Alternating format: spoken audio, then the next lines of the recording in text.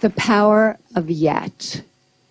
I heard about a high school in Chicago where students had to pass a certain number of courses to graduate, and if they didn't pass a course, they got the grade not yet.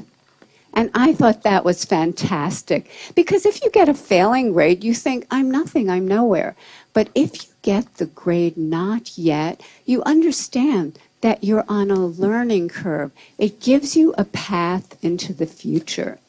Not yet also gave me insight into a critical event early in my career, a real turning point.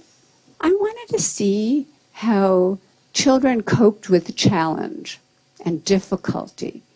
So I gave 10-year-olds problems that were slightly too hard for them. Some of them reacted in a shockingly positive way. They said things like, I love a challenge, or, you know, I was hoping this would be informative. They understood that their abilities could be developed. They had what I call a growth mindset. But other students felt it was tragic, catastrophic. From their more fixed mindset perspective, their intelligence had been up for judgment, and they failed. Instead of luxuriating in the power of yet, they were gripped in the tyranny of now. So what do they do next? I'll tell you what they do next. In one study, they told us they would probably cheat the next time instead of studying more if they failed a test. In another study, after a failure, they looked for someone who did worse than they did so they could feel really good about themselves. And in study after study, they have run from difficulty. Scientists measured the electrical activity from the brain as students confronted an error. On the left, you see the fixed mindset students. There's hardly any activity. They run from the error. They don't engage with it. But on the right, you have the students with the growth mindset, the idea that abilities can be developed.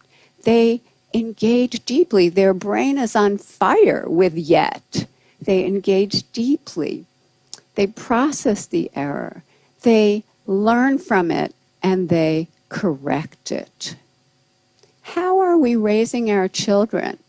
Are we raising them for now instead of yet? Are we raising kids who are obsessed with getting A's? Are we raising kids who don't know how to dream big dreams? Their biggest goal is getting the next A or the next test score? And are they carrying this need for constant validation with them into their future lives? Maybe because employers are coming to me and saying, we have already raised a generation of young workers who can't get through the day without an award. So, what can we do? How can we build that bridge to yet? Here are some things we can do. First of all, we can praise wisely, not praising intelligence or talent. That has failed. Don't do that anymore, but praising the process that kids engage in. Their effort, their strategies, their focus, their perseverance, their improvement.